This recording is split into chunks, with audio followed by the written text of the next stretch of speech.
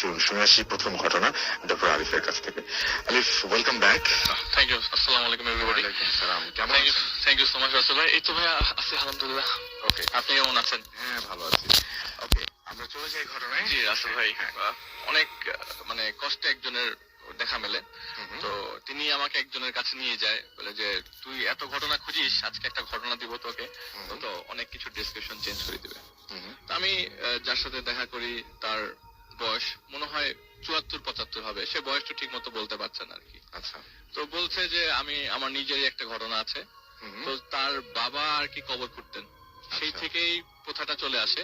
তাদের জমি জমা ছাড়া কবরের খোঁড়ার মাধ্যমে কিছু খোরাক চলে আসে ফ্যামিলি। আচ্ছা। তো আপনার ঘটনা 1988 সালে বন্যার পর চারিদিকে খালি থইথই পানি পানি। আর বরিশাল হলে তো কোনো কথা, বরিশাল হলে তো কোনো কথা নেই। যে বরিশালে যে ঘটনাটা, কাউয়ারচর এরিয়াতে একটা জায়গা আছে বরিশালে, আপনার যেখানে নদী মানে আপনার যেখানে ঘাট এখন তার অপোজিটে কাউয়ারচর নামে একটা জায়গা আছে। তো এটার ভিতরে অনেক ভিতরে একটি গ্রামের ঘটনা। তো তখন আপনার 1988 সাল তো বুঝছেন, ওখানে এত সভ্যতার আলো তখনও পৌঁছায়নি। তো সে ওই অত্র এলাকার আর কি যত সব মানুষ মৃত্যু হতো, সবার কবরই তিনি করতেন। আচ্ছা। তার বাবাও করতো, তার বাবা মারা যাওয়ার পর তিনি করতেন। তখন তার বয়স হচ্ছে 45 বছর। পেশাই হচ্ছে এটা এবং উনি এটাই রেগুলার করেন। জি। তো কোনো মানুষ মারা গেলে তাকে ছাড়া কবর করা হতো না। আচ্ছা। এবং তার এত এক্সপিরিয়েন্স যে এখন যে ঘটনা বলবো রাসেল ভাই, সেই এক্সপিরিয়েন্স সবকিছুকে ধূলিসাৎ করে দেয়। আচ্ছা।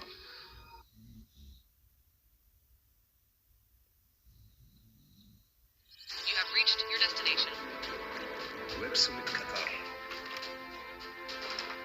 In Qatar Airways, we are always being proactive and looking at new technologies, new ways of having a better experience to our passengers.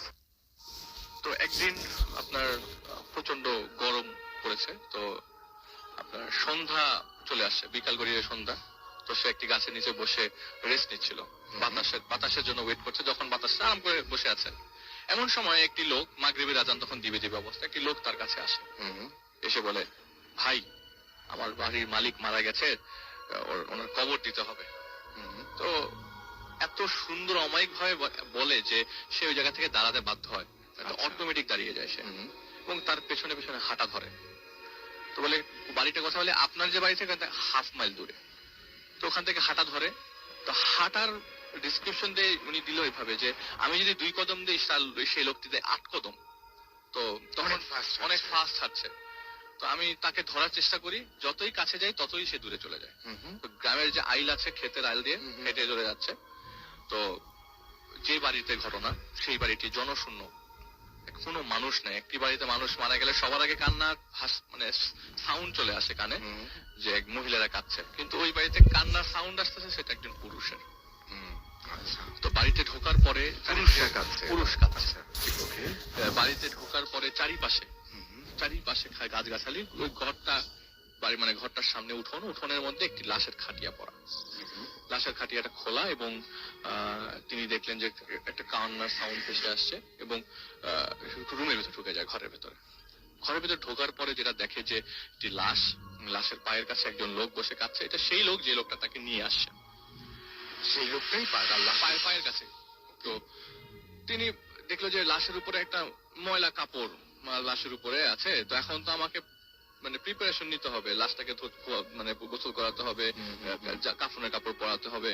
তো সে কি করে, মাথার কাছে যে মানে কৌতূহল বশত লাশটার কাপড়টা সরায়। অনেকেই লাশ মানে এটা স্বাভাবিক একটা ব্যাপার, সবাই দেখতে চায়।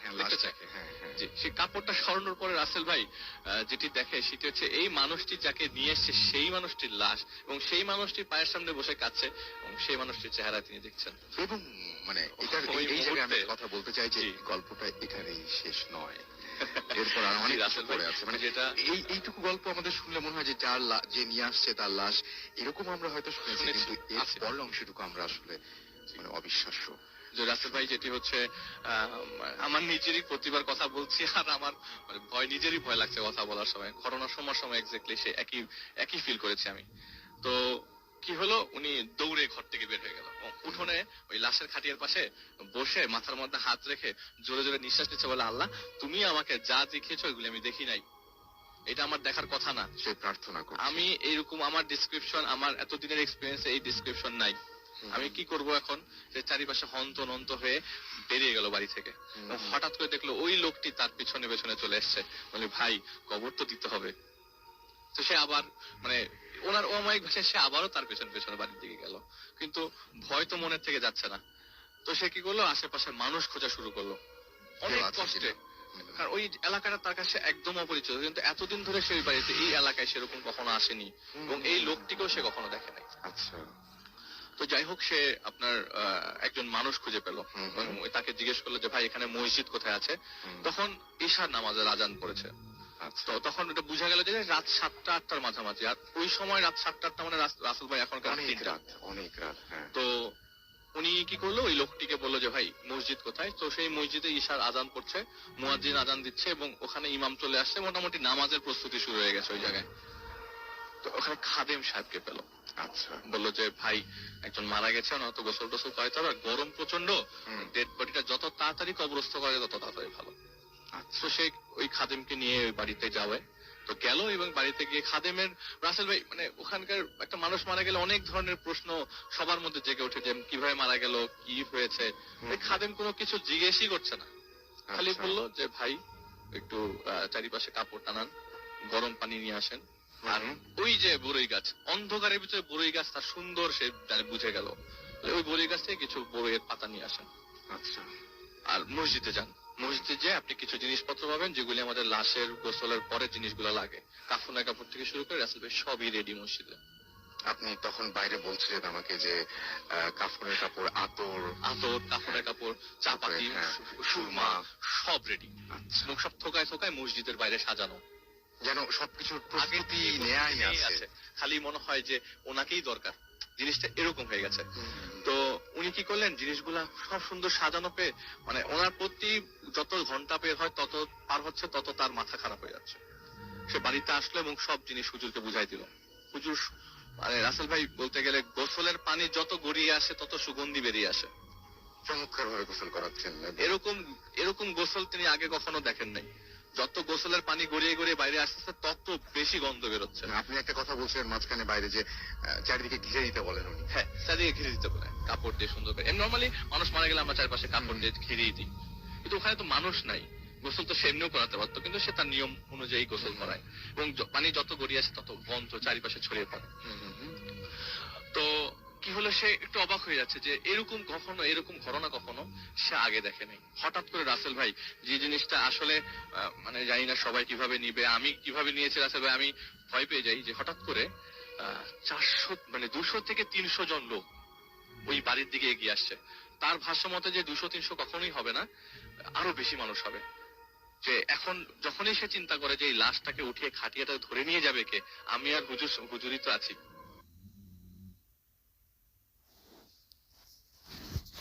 نفس الباس الغبقة بس الكل يمدحها هي وبس صار الوقت تخلي طلتك في رمضان আমরা দুজন মিলে কি দিতে পারবো? সেটাই তো। হঠাৎ করে চিন্তা করতে করতে 200 থেকে 300 জন মানুষ চলে আসলো। আকাশে চাঁদ এবং ক্লিয়ারলি সবই দেখা যাচ্ছে। এই 200-300 মানুষ রাসেল ভাই খালি কালিমা শাহাদাত পড়তে পড়তে আসছে।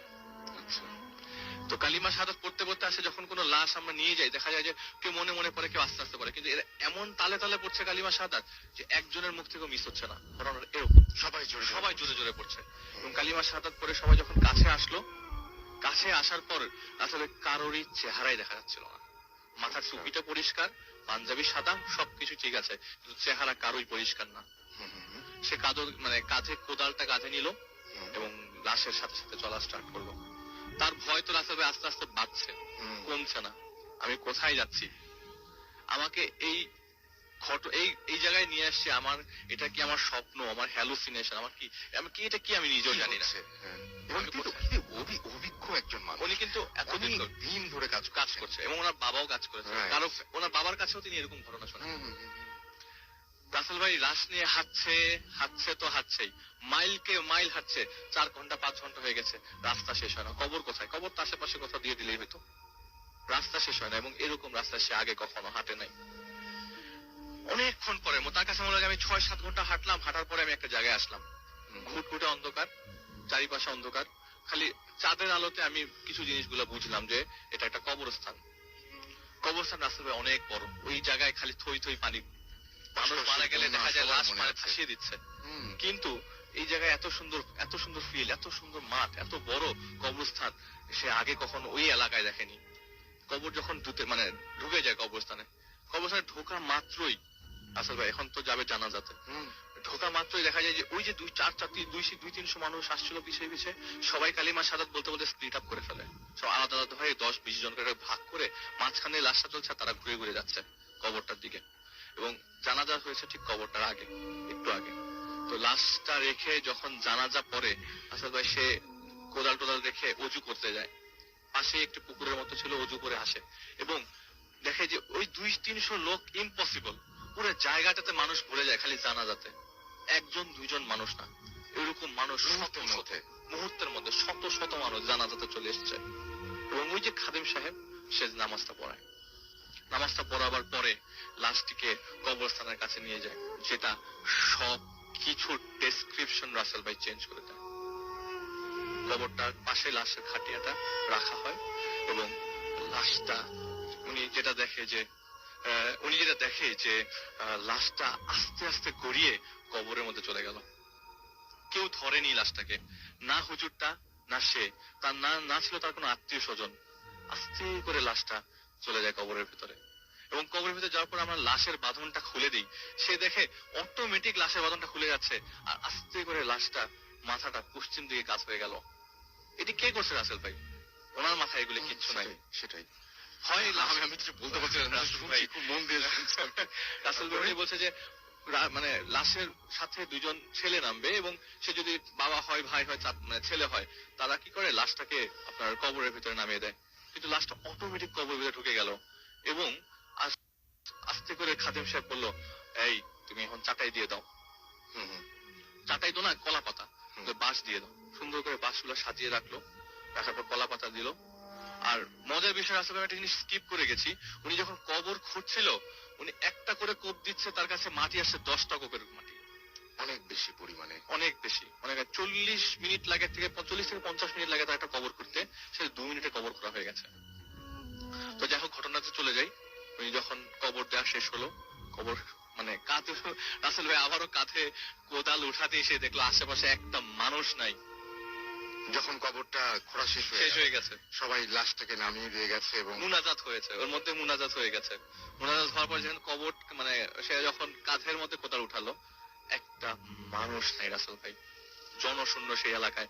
সে একা ওই কবরের পাশে হাঁটু গেড়ে বসে পড়ে এবং সারা রাত সে কবরের পাশেই ছিল, ওখান থেকে এক ফোঁটা মুভ করেনি।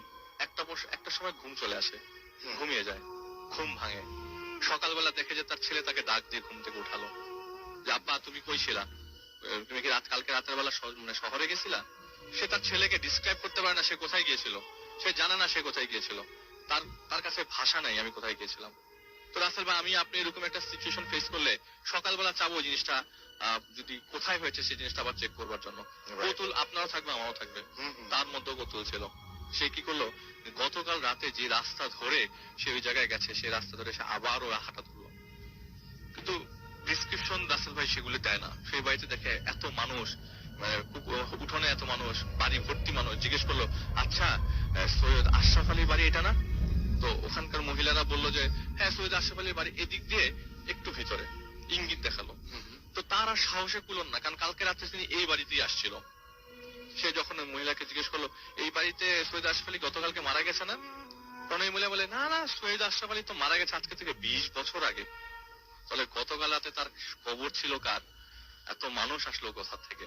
সে স্বপ্ন দেখেনি রাসেল ভাই, সে অরিজিনালি একটা মানুষকে গতকাল কবর দিয়েছে। হ্যাঁ, আমার কাছে এই জায়গায় এসে মনে হচ্ছিল যে পুরো জিনিসটা স্বপ্ন দেখেছে, কিন্তু না, কিন্তু যে কি অবস্থা হয়েছিল ভদ্রলোকের যখন উনি পুরো জিনিসটা এক্সপেরিয়েন্স করেছেন। এবং ব্যাপারটা হচ্ছে যে যেই ভদ্রলোক, আচ্ছা এই ভদ্রলোক সম্পর্কে কিছু জানা গেছে যে সৈয়দ রাসেল ভাই, ওই ভদ্রলোক মাঝে মধ্যে ঢাকায় আসে, ওইখানে উনি এখন বয়স বেশি হয়েছে। সৈয়দ আশরাফ আলী সম্পর্কে না, উনি জানেন, উনি জানতেও চায়নি, উনি জানতেও চায়নি, উনি কবর খুঁড়ে ওই কি জানার কথা না, জানতে চাইবে না কেউ।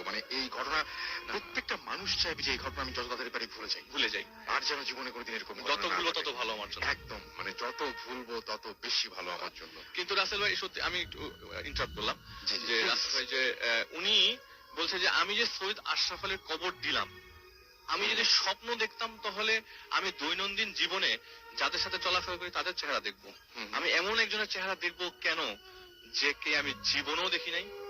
রাইট। এটা কখনোই আমার স্বপ্ন হতে পারে না। আমি নিজের চোখে ঘটনা দেখেছি, আমি নিজে কবর দিয়েছি, আমি নিজে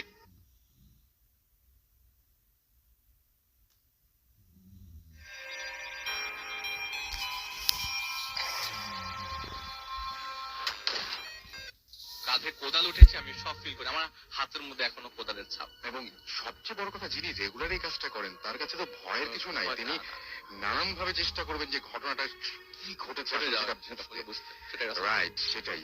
এবং Thank you. আমরা থ্যাংক ইউ ভেরি মাচ আলিফ আপনার ঘটনার জন্য। এবং আমি দেখতে পাচ্ছি যে অনেকেরই রেসপন্স ফেসবুকে আজকে অন্যদিনের চেয়ে বেশি SMS করছেন। আমরা কোনো কথা না বাড়িয়ে চলে যাচ্ছি আমাদের পরবর্তী অতিথির কাছে। আপনার নামটা প্লিজ একটু বলবেন এবং আপনি জানিয়ে দিন যে আপনি কোথা থেকে এসেছেন। প্রথমেই রাসেল ভাই থ্যাংক ইউ, আর যারা শুনছেন সবাইকে আসসালামু আলাইকুম। আমি এসেছি খিলক্ষেত থেকে, আমি ইফতি। তো আজকে যে ঘটনাটা আপনাদের সাথে শেয়ার করব এটা আমার নিজের জীবনের। আমার বয়স তখন আপনার, আমি ক্লাস 8-এ পড়ি, 95 or 6 এর ঘটনা এটা। তো তখন গ্রামের এরিয়া, চাঁদপুর থেকে 25 কিলোমিটার দক্ষিণে হামচর নামক জায়গায়। তো ওইখানে খুব অজপাড়াগা, ওইখানে বিদ্যুতের আলো থেকে শুরু করে সমস্ত কিছুই খুব দেরিতে এসেছে। তো আমার ওই জায়গাটাই আমার বেড়ে ওঠার এককালীন সময় আমার বাড়ি থেকে ঠিক কয়েক কদম দূরে একটা ঘন বন ছিল। সেই বনের পাশে আমরা কখনো যেতাম না, কারণ ছিল আমাদের ওইখানে যাওয়া বারণ। আমাদের দাদি, আমাদের মা আমাকে বলে দিত যে ওইখানে যেও না, ওইখানে প্রবলেম আছে। তো বাই দ্য ওয়ে আমরা কখনো ওদিকে যেতাম না। তো হঠাৎ করে একদিন স্কুল থেকে আসতে দেখি জমি জমার মাপ হচ্ছে। তো আশেপাশে সবাইকে জিজ্ঞেস করলাম, আচ্ছা এখানে কি হচ্ছে? তো বললো যে ওইখানে তো নদী, মেঘনা নদীর ভাঙনের কারণে উপজেলা পরিবর্তন হয়ে এখানে চলে আসবে, আলগিবাজার। আচ্ছা আচ্ছা আচ্ছা আচ্ছা। তো আমরা আর ওইটা নিয়ে কিউরিয়াসিটি না দেখিয়ে আমরা চলে আসলাম। তো প্রায় কয়েক মাস ভিতরে ওইখানে একটা 4 তলা বিল্ডিং তৈরি হয়ে গেল। প্লাস্টার রং করা হয়ে গেল, সাদা হলুদ রং। তো স্ট্রাকচারটা হচ্ছে আপনার প্রত্যেকটা ফ্লোরে আপনার বারান্দা আছে। বারান্দাটা রড দিয়ে রেলিং বেয়ে একেবারে ছাদে চলে যাওয়া যায়। আচ্ছা। আর সিঁড়িঘরটার বাহির থেকে দেখা যায় যে সিঁড়িঘরটা আপনি গ্লাস করা, খুব খুব খুব খুব গ্লাস করা। যেহেতু ক্লাস 7 বা 8-এ ছিলাম, তখন আমাদের গ্রুপটা খুব দুষ্ট ছিল। তো দুষ্ট হওয়ার কারণে আমরা প্রায় ওইখানে, সামনে ছিল একটা খেলার মাঠ, আমরা ওইখানে খেলতাম।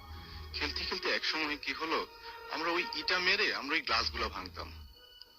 তো তারপরে কি হতো, আমরা দেখতাম যে কার 2-1 মাস পরে এসে আবার কারা যেন এসে আবার ওই গ্লাসগুলো ঠিক করে দিয়ে যায়। তো এইভাবে চলতে থাকলো, আমরা গ্লাস ভাঙি, চলতে থাকলো। তো একদিন খেলার মাঠে আমরা খেলতেছি ও বাসার সামনে, খেলার পরে দেখলাম আমি হঠাৎ করে আমার চোখ গেল ওই হলুদ বিল্ডিংটার দিকে। তো চোখ যাওয়ার পরে আমি দেখলাম দোতলায় বারান্দায় একটা মেয়ে সাদা ড্রেস পরে দাঁড়িয়ে আছে। তো আমি চিন্তা করলাম যে সারা দিন তো খেলি, হয়তোবা আমার এটা কোনো মানে কোনো ব্রেনের কোনো বা কোনো ধরনের হ্যালুসিনেশন হইতে পারে, ভুল করছে হয়তো আপনার। ভুল করছে হয়তো, জি। তো তারপরে কি হলো, আমি ওই দিন আর ওই ঘটনাটা আমি শেয়ার করলাম না আমার ফ্রেন্ডদের কাছে। ঠিক তার পরের দিনে একই ঘটনা। আমি এই ঘটনাটা খুব ভয় পেয়ে গেলাম, আসলে কি। তখন আমি চিন্তা করলাম, যেহেতু আমার এই ঘটনাটা 2 দিন ঘটলো, আমি আমার ফ্রেন্ডকে বলবো। তো তার পরের দিন আমি কি করলাম, খেলা শেষ করে পাশে ছিল পুকুর, পুকুরের ভিতরে সবাই গরমকাল, আমরা পুকুরের ভিতরে হাবুডুবু খেয়ে আবার উপরে চলে এসে আমরা এক জায়গায় গোল হয়ে মিটিং এর মতো বসলাম মাঠের ভিতরে। আচ্ছা। আমাদের পিছনে হলুদ বিল্ডিং। তো আমি যখন বলতে যাব যে আমি কিছু দেখছি, ঠিক তার মুহূর্তে আমি বলতে যাব, এই মুহূর্তে আমার পিছন থেকে আমার ফ্রেন্ড বলল, দোস্ত আমি না গতকালকে ঠিক তার আগের দিনও আমি একটা মেয়েকে দেখলাম দোতলায় বারান্দাতে দাঁড়ানো। জিনিসটা আমি মনে মনে চিন্তা করলাম যে আমি একা না, আরেকজন দেখছে। আমার ফ্রেন্ড আরেকজন দেখছে। ঠিক সাথে সাথে সবাই বলে উঠলো, হ্যাঁ আমরাও দেখছি যে একটা মেয়ে। তো তখন আমাদের ভিতরে একটা কিউরিওসিটি তৈরি হলো যে কি হয়, এই বাসায় তো কেউ নাই, বয়সটাও তখন আপনাদের অনেক বয়সটাই অনেক কম, এই বাসায় তো কেউ নাই, তো এই বাসায় এই মেয়েটা আসলো কিভাবে? তো আমাদের ভিতরে একটা স্পৃহা জাগলো, আমরা দেখবো এটাতে আসলে কি ঘটনা। রাইট। তো আমরা প্ল্যান করলাম যে আজকে রাতেই আমরা ভাত টাত খেয়ে আমরা স্কুল মাঠে চলে আসবো। তো আমরা রাতের বেলা যে যার মতো বাড়ি, ওই দিন বাড়িতে চলে গেলাম। বাড়িতে চলে এসে আমরা ভাত টাত খেয়ে ঠিক 11টায় আমরা 6 ফ্রেন্ড স্কুল মাঠে। আচ্ছা। তখন প্ল্যান করলাম এখনই যাব। আমরা গেলাম ওই বিল্ডিং এর কাছে, যাওয়ার পর এখন প্ল্যান হলো কে উঠবে, কারণ বিল্ডিংটা ছিল একতলার, বারান্দাটা দিয়ে রেলিং বেয়ে সরকারি বিল্ডিং গুলো যেমন হয় রাসেল ভাই, একটু সানসেটের মতো সামনে থাকে। তো ওইটার উপরে, সানসেটটার উপরে উঠে আমাকে তারপরে গ্লাস যে ছিল খোপ খোপ মতো, ওই গ্লাস ভাঙতে হবে এবং ধরে পা আগে দিয়ে তারপরে এভাবে যেতে হবে, শুয়ে, একেবারে শুয়ে ওইভাবে যেতে হবে, মানে ঝুলে তারপরে ঝুলে। পাটা ঢুকে যেতে জি, হবে। জি, জি, হ্যাঁ, জি। রাইট। ঝুলে ওইভাবে যেতে হবে। তো কি করলাম, আমি আর রাজু, তো ডিসিশন হলো যে আমি আর রাজু উঠবে। তো আমরা কি করলাম, আমি আর রাজু উঠে গেলাম। উঠে যাওয়ার পরে রাজু বললো যে চল ভিতরে ঢুকি। তো ভিতরে ঢুকে গেলাম। ভিতরে ঢুকে যাওয়ার পরে হঠাৎ করে একটা ঠান্ডা বাতাস করে বয়ে গেল। এতটা ঠান্ডা এই গরমে, আমরা অবাক হয়ে গেলাম। তার পিছন দিয়েই আমার ফ্রেন্ড খোরশেদ এসে আসবে। কিরে তোরা এখানে কি? তো আমরা কি করলাম, ঘটনাটা খোরশেদের সাথে শেয়ার করলাম যে দোস্ত দেখ, এখান থেকে একটা ঠান্ডা বাতাস আসছে। হঠাৎ করে দোতলা থেকে একটা আওয়াজ আসলো। আওয়াজটা একটা মেয়েলি কণ্ঠের মতো, একটা হাসির মতো আওয়াজ। আওয়াজ আসার পরে খোরশেদ বলল, ধাম করে আমাকে ধাক্কা দিল, আমি দেখবো। উপরে উঠে গেল। আমরা সবাই তার পিছনে পিছনে দোতলার উপরে, দেখলাম তালা নেই। আমরা ভিতরে ঢুকে সমস্ত ঘর সার্চ করলাম, কিছু নেই, শুধু একটা গন্ধ শুধু আছে, সেটা হচ্ছে একটা পোড়া মাংসের গন্ধ। আমরা যে যার মতো চলে আসলাম, আবার বাসায় চলে গেলাম। ঠিক তার পরের দিন আমার ঘুম ভাঙলো সকালবেলা, দেখলাম খুব চেঁচামেচি। আমার চাচা ছিলেন চেয়ারম্যান, আমার চাচার কাছে দেখলাম একটা পুলিশের ভ্যান আসলো। আমার চাচাকে বললো, চেয়ারম্যান সাহেব, আপনাদের এই বিল্ডিংটাতে বা আপনার এই বিল্ডিং, হলুদ বিল্ডিংটাতে আমরা 2টা লাশ পেয়েছি, কিন্তু ট্রেস করতে পারতেছি না এটা কার লাশ। তার মানে বেওয়ারিশ লাশ। বেওয়ারিশ লাশ। তখন আমার চাচা বললো কি, আমি এই মুহূর্তে আমি দৌড় দিয়ে, আমার বাড়ির পাশে ছিল আমার রাজু ফ্রেন্ডের বাসা, আমি ওর বাসায় চলে, চল থানার সামনে যাই। গেলাম, যা শুনলাম যে বেওয়ারিশ লাশ হিসেবে 2টা লাশ পাওয়া গেছে। তো তার 2 দিন পরে এটা কারো কোনো পরে মাইক নামানো হইলো এলাকায়, তারপরে লোকাল পত্রিকা দেওয়া হইলো, কোনো নিউজ নাই এরা কারা। পরে তারপরে কি হলো, 2 দিন পরে বা 3 দিন পরে ওইটা বেওয়ারিশ লাশ হিসাবে থানার পাশেই কবর দেওয়া হলো। আচ্ছা। তো তারপরের দিন, আমি ওই দিনের পরে আর 1.5 দিনের পরে যে ঘটনা, সেটা হচ্ছে আমি রাতের বেলা ঘুমাচ্ছি। ঘুমের পরে হঠাৎ করে আমার একটা ফোন আসলো। আমার মেজো ভাই আমাকে বলল যে এই ইফতি। আমি উঠলাম, বললো যে তোর ফোন আসছে। আমি ফোন রিসিভ করতে আমাকে বললো যে আমি মনির, তুই একটু বাসার বাইরে আয়। আমি গেলাম, যে বললো যে এই সমস্যা, আমার কাছে একটা ফোন আসলো যে আমার কাছে একটা ফোন আসলো যে এই ঘটনা। ও রাসেল ভাই, একটু ভুলে গেছিলাম যে ওই ঘটনা হওয়ার পরে প্রায় প্রত্যেক মাসে, আমাদের এটা 2 মাস কন্টিনিউয়াস চলো, প্রত্যেক দিন একটা করে 2 জোড়া, একটা ছেলে আর একটা মেয়ের লাশ পাওয়া যেত। এটা খুবই মানে ভয়ঙ্কর ব্যাপার কিন্তু। প্রত্যেক দিন আপনার একটা ছেলে একটা মেয়ে, কিন্তু যখনই মাইক নাম হয়তো ছবি সহ, ইভেন আপনার কেউ কোনোদিন কোনো ট্রেস করতে পারেনি।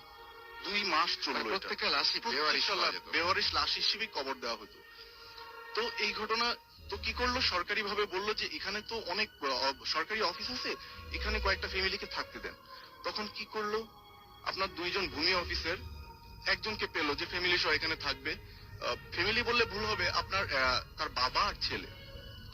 তো পরের দিন স্কুলে দেখা গেল কি, আপনার স্যার, আমার স্যার যে বাংলা টিচার ছিল, উনি পরিচয় করে দিল, এই হচ্ছে তোমাদের নতুন ফ্রেন্ড সুজন, ওর বাড়ি গাইবান্ধাতে। ওর নতুন আসছে, সরকারি ভূমি অফিসার, ওর বাবা চাকরি করে। তো এই তারপর ঘটনায় আসি। তো এইভাবে ভাবে সুজনের কাছে আমাদের একটা বন্ধুত্ব সম্পর্ক তৈরি হয়ে যায় কয়েকদিনের ভিতরে।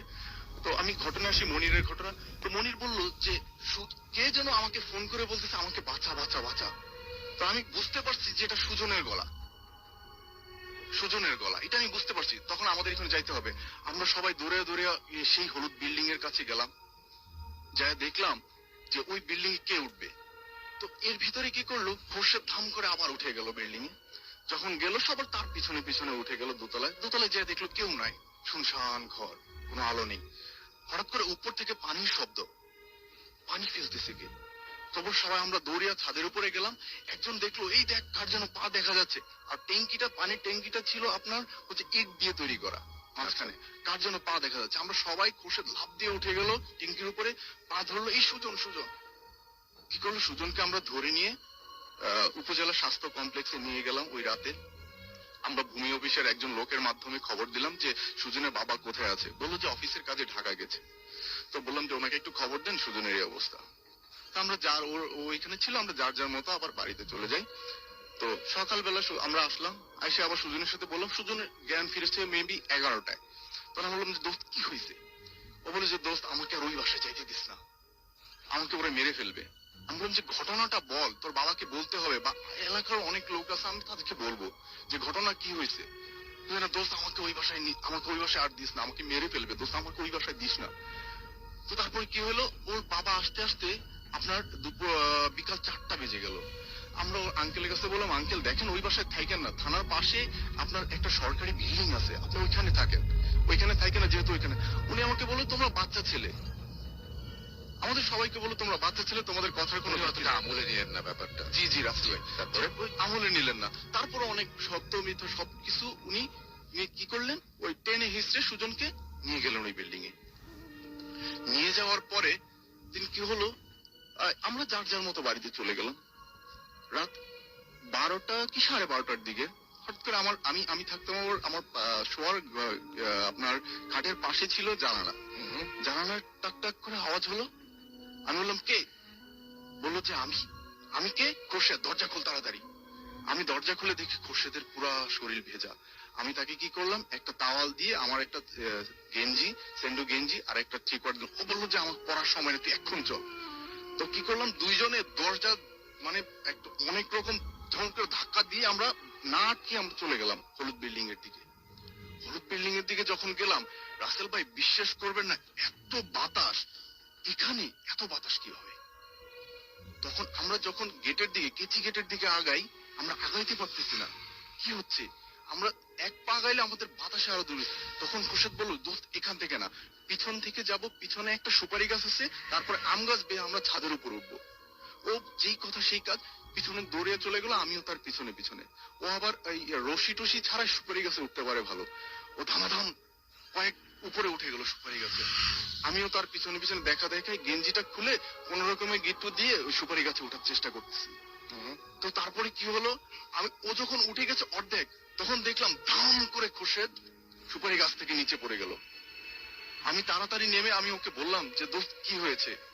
ও বললো যে দোস্ত কিছু হয় না। আমি ওর হাতে দেখলাম পুরো বেঁকে আছে। আমি তো দোস্ত ওর হাত ভেঙে গেছে। দোস্ত এগুলো দেখার সময় না, আমাকে ওকে বাঁচাইতে হবে। ও কি করলো, লাফ দিয়ে আবার সুপারি গাছে উঠে গেল।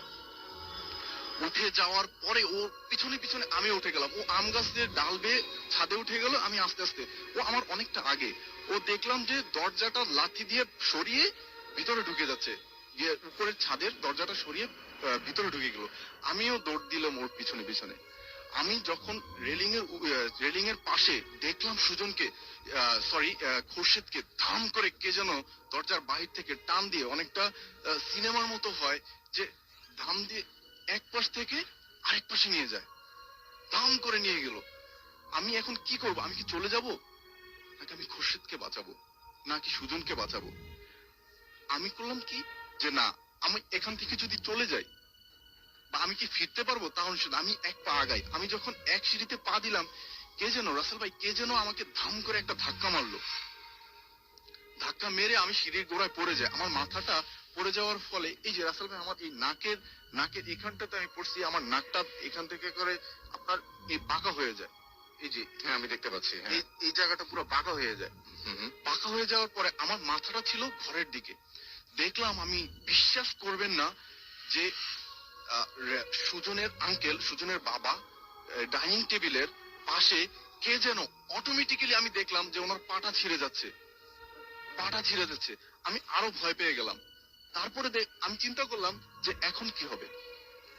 তো এখানে বসে থাকার চেয়ে ভিতরে কি হচ্ছে আমি একটু দেখি।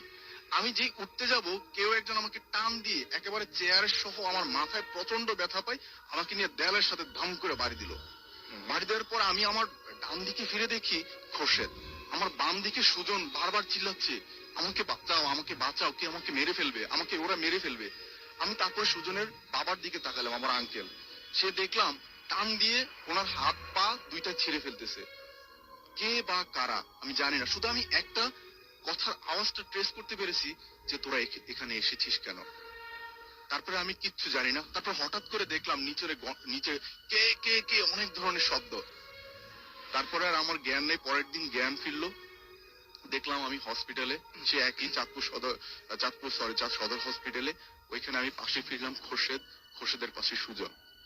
আমার মেজো ভাই আসলো, আমাকে বললো যে তুই এখন সুস্থ আছিস, ডাক্তার বলছে তুই এখন চল। আমি মেজো ভাইয়ের সাথে কোনো কথা না বাড়িয়ে বাড়ি চলে গেল, বললো যে আচ্ছা তুই এখন কাপড় গুছিয়ে নে, তোর আর এখানে থাকা লাগবে না। আচ্ছা, স্বাভাবিক, তোর আর এখানে থাকা লাগবে না। আমাকে ঢাকা নিয়ে চলে আসলো। আমার বোনকে বললো ও যেন আর কখনো বাড়ি না যায়। তারপরে অনেক প্রায় 2-3 মাস কেটে গেল। আমি ড্যামরা আসলাম কোনাপাড়ায়। একদিন বিকাল বেলা হাঁটার সময় হঠাৎ করে পিছন থেকে একজন বলতেছে ইফতি ইফতি। পিছন থেকে তাকিয়ে দেখি মনিরের ভাই, আমার ফ্রেন্ড মনিরের ভাই নাজির ভাই। ওনার কাছে আমি পরবর্তীতে কাহিনীটা শুনি যে ওই দিন সুজনের বাবার লাশ পাওয়া গেছে, প্রত্যেকটা অঙ্গ বিচ্ছিন্ন। সুজনকে তার পরের দিন তার মামা এসে বাড়িতে নিয়ে যায়। তারপরে ওইখানে সবাই ডিসিশন, সরকারি সমস্ত অফিসে সব ডিসিশন হয় যে ওইখানে এখনই আনসারদের থাকার জন্য ব্যবস্থা করে দিবে। তারপর থেকে হুজুর টুজুর এনে ওইটাতে ঝাড়ফুঁক করে আপনার ওই বিল্ডিংটাকে আনসারদের থাকার জায়গা করে দেয়। এখন ওইখানে অনেক বিল্ডিং, এখন আর নাকি ওই ধরনের কোনো কাহিনী নাই। রাসেল ভাই, এই ছিল আমার প্রথম কাহিনীটা। অনেক ধন্যবাদ আপনাকে আপনার ঘটনার জন্য, থ্যাংক ইউ সো মাচ। আমরা দেখতে পাচ্ছি যে আমাদের কাছে SMS তো প্রচুর আছে এবং আমাদেরকে SMS পাঠাচ্ছেন আপনারা। অভি আমাদের SMS করেছেন এবং সেটা লিখেছেন যে তিনি যেভাবে লিখছেন সেভাবে পড়ছি। সালাম নিবেন রাসেল ভাই, আশা করি ভালো আছেন। আর আপনারা ভালো থাকলে, ভালো থাকা মানে ভূত FM ভালো থাকা, এবং ভূত FM এর সকল শ্রোতা এছাড়াও আরো অনেকজনকে তিনি শুভেচ্ছা দিয়ে শুরু করেছেন তার ঘটনাটি। আজ আমি যে ঘটনাটি শেয়ার করব তা মিশরের এক লোকের কাছ থেকে শোনা, এবং সেই ঘটনাটি আমাকে আরবিতে বলেছে, আমি আমার মতো করে আপনাদের সাথে শেয়ার করছি। আমার ছোট ভাই, সে সৌদি আরবের জেদ্দা সিটির একটি গভর্নমেন্ট হসপিটালে কাজ করে। আপনারা হয়তো জানেন যে সৌদি আরবের ডেথ পেনাল্টি বা পাবলিক এক্সিকিউশন সম্পর্কে। এখানে এক্সিকিউশন বা মৃত্যুদণ্ড দেয়া হলে ওই ব্যক্তির মাথা দেহ থেকে বিচ্ছিন্ন করে ফেলা হয়। জেদ্দা এরিয়াতে যতগুলো ডেড এক্সিকিউশন হয় সবগুলো ডেড বডি ওই হসপিটালে আনা হয়, এবং ওখানেই তারা বেশ কিছু থাকে আর কি, যে ফর্মালিটিস থাকে, সেই ফর্মালিটিস এর পরে তারপরে পরিবারের কাছে হস্তান্তর করা হয়। আমার ভাইয়ের কাজ ছিল ডেড বডি গুলোকে পাবলিক এক্সিকিউশনের এরিয়া থেকে আনার পর এক্সিকিউশনের কাপড় ধুলো এবং সবকিছু চেঞ্জ করে দিয়ে তার মাথা থেকে, তার বডি থেকে, মাথা থেকে ক্লিন করা এবং একটা রুমে রাখা, এবং ওই ডেড বডির সকল ডকুমেন্টস রেডি করা এবং তারপরে কফিন বক্সে যার যার রিলেটিভের কাছে পাঠিয়ে দেয়া। এবং ওই ডেড বডি রাখার রুমটির ঠিক 20-30 ফিট সামনে ছিল তার রুম। একদিন রাতের ঘটনা, রাত তখন 2টা হবে এবং সে বাথরুমে যাবার জন্য ওঠে। বাথরুম থেকে বের হয়ে সে কিছু শব্দ শুনতে পায়। শব্দটা ঠিক ওই ডেড বডি রাখার রুমের দিকে থেকে আসছিল, এবং ডেড বডি রাখার রুমের একটা পেছনের দিকে একটা জানালা আছে, সেই জানালাটা দেখা যেত, এবং সেই জানালা থেকে সে দেখতে গেল যে কি হচ্ছে, এবং সে ওই খোঁজ খবর নিতে গেল আর কি, এবং সে দেখতে পায় জানালাটার দিকে তাকিয়ে যে ঠিক ডেড বডি রাখার রুমের দরজার সামনে 3-4 জন লোক দরজা ভাঙার চেষ্টা করছে, এবং লোকগুলোর শরীরের গঠন দেখতে সাধারণ মানুষের মতো ছিল না। শরীরের রং ছিল একদম কালো, এবং তাদের হাইট ছিল প্রায় 8-9 ফিটের মতো, এবং লম্বা শরীরে কোনো কাপড় ছিল না। এরপর সে সাহস করে জানালা থেকে চিৎকার করে উঠলো, এবং চিৎকার করার সাথে সাথে ওই লোকগুলো তার জানালার দিকে ফিরে থেকেই সে দেখতে পায় যে এবং ওদের মুখে মানে ফিরে তাকায় আর কি, যখন শব্দটা করলো, চিৎকার করলো এবং সঙ্গে সঙ্গে ওই লোকগুলো জানালার দিকে ফিরে তাকালো এবং সে দেখলো যে তাদের মুখে কোনো ধরনের কোনো চামড়া নাই। তার মানে চামড়া যদি তুলে ফেলি আমরা শুধু মাংস দেখতে পারবো, রাইট? সেরকমই ছিল এবং সেরকমই এবং পরের এবং সে সঙ্গে সঙ্গে এটা দেখার পরে সে তার আর মানে কি বলবো, সে সেখানে আর স্থির ছিল না, সে সঙ্গে সঙ্গে সেন্সলেস হয়ে যায়। এবং পরের দিন সকালে কাজে আসতে দেরি হওয়াতে হসপিটাল থেকে লোক আসে এবং রুমের ভেতর থেকে কোনো সারা শব্দ না পেয়ে সবাই দরজা ভেঙে রুম থেকে তাকে বের করে। পরে সে শুনতে পায় যখন তাকে রুম থেকে বের করা হয় তখন তার সমস্ত শরীরে আঠালো জাতীয় কোনো কিছু একটা লাগা ছিল এবং এরপর সে ওই রুম থেকে অন্য একটা প্লেসে শিফট হয়ে যায়। এবং এই ব্যাপারটা অদ্ভুত ব্যাপার যে লাশটা সে রেগুলারই এরকম ধরনের কাজ করছে। আলিফ যেরকম একটু আগে বলছিল একজন কবর খোঁড়েন এবং প্রতিদিনই তিনি তাকে এই কাজটাই করতে হয়, হঠাৎ করে একদিন তার সাথে এই ঘটনাটা ঘটে যায় এবং তার আগে পর্যন্ত তিনি কিন্তু ভয় পেতেন না, তারপর থেকে ভয় পান। এই ভদ্রলোক রেগুলার এই লাশ নিয়েই তার কাজ এবং লাশটাকে গুছিয়ে কফিনে ওঠা পর্যন্ত তৈরি করে তারপরে সেটা পরিবারের কাছে হস্তান্তর করার কাজ তার। এবং হঠাৎ করে একদিন ঘটে যায় এরকম দুর্ঘটনা দেখতে পায় যে সেই লাশটির জন্য কেউ বা কারা বা কিছু মানুষ জানালার বাইরে দাঁড়িয়ে, সেটা অস্বাভাবিক দেখতে। এবং যখন তাকে উদ্ধার করা হয় তখন দেখা যায় তার সমস্ত শরীরে আঠালো জাতীয় পদার্থ। এবং এটা আমাদের লিখেছেন মোহাম্মদ হানিফ, দোহা কাতার থেকে।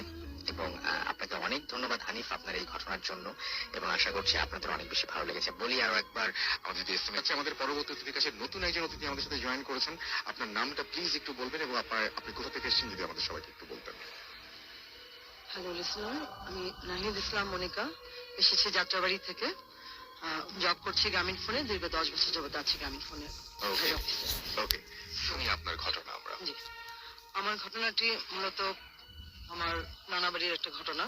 1950 সালের দিকে